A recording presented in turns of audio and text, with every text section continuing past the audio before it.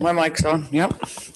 So I'd like to take a moment to acknowledge my comments made at a council meeting on the 8th of September. I've been spending time and reflecting about this experience and the impact and hurt it has on myself and others.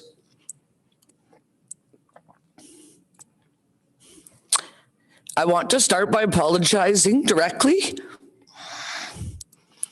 to the First Nations of Loon River, Whitefish, Atikamekw, Peerless, Trout, and the community of Wabasca. To go a step further, though, I recognize my comments have hurt Indigenous people and communities near and far. These nations, these people are my community neighbors, our friends, and many of the people within my own community. My comments were not meant to be hurtful, to attack, to marginalize, or to be hurtful in any nature. After reflection, I realize they have, and I can understand why those communities are disappointed in me, as I am disappointed in myself. I have always been someone who cares for people. I put others above myself, and I've shown my community time and time again that I am committed to that philosophy.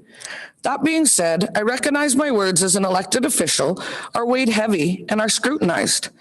I acknowledge that racism exists in the world and Slave Lake is no exception. Although never my intention, my comments have been labeled as this, and after reflection, I acknowledge my statements were unacceptable.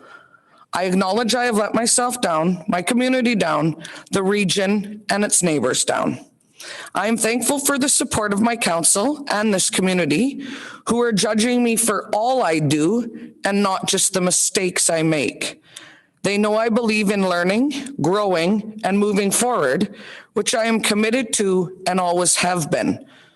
I, along with council, intend to learn from this experience, seek help to become better educated on how racism exists in our community and the world. It is time for me to seek a higher level of understanding, to repair relationships, to rebuild trust, and I am thankful for the support of my council who intends to do the same. Thank you, Councillor McGregor.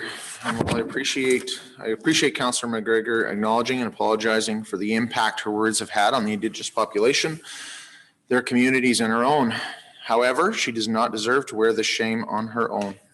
Over the past couple of years, our council has heard from the Friendship Centre that any money, food, or resources should be administered through them. We have heard them say that some of the issues come from people within our community and some come from outside. However, on September 8th, our neighbors and our community heard a very different message. It said we need to stop caring, stop sharing. We need to send these people away. Racism exists within the world, and we have never been oblivious to the fact that it exists in our community. But after deeper reflection and analyzing what we have said or did not say, the intent of what we meant to say doesn't matter. It only matters what is heard.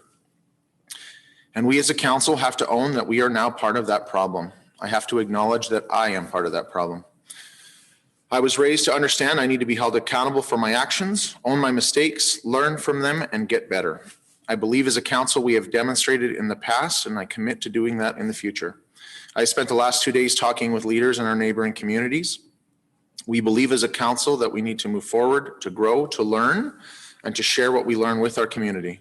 We have reached out to Treaty 8 and asked them for assistance to help us better understand how and why racism exists, and are looking to them to partner with us and lead us through a path of truth and reconciliation. Late today, following that, we also received a letter from the Sawridge First Nation, our partner in the Tri-Council, who we are very fortunate to hold a friendship accord with, and they have offered to help us better understand this issue, learn from it, and grow as a council.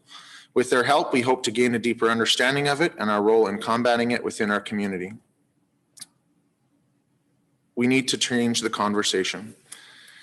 Slave Lake is bigger than its boundaries. We are thankful to be supported by our neighbors, and they are providing us with the opportunity to rebuild the trust and mutual respect that we have lost.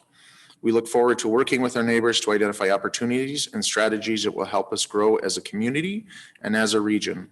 Most of all, I'm excited to grow as a human being. So in the spirit of moving forward, we will get on with the regular business of our council meeting, which seems so unimportant compared to that.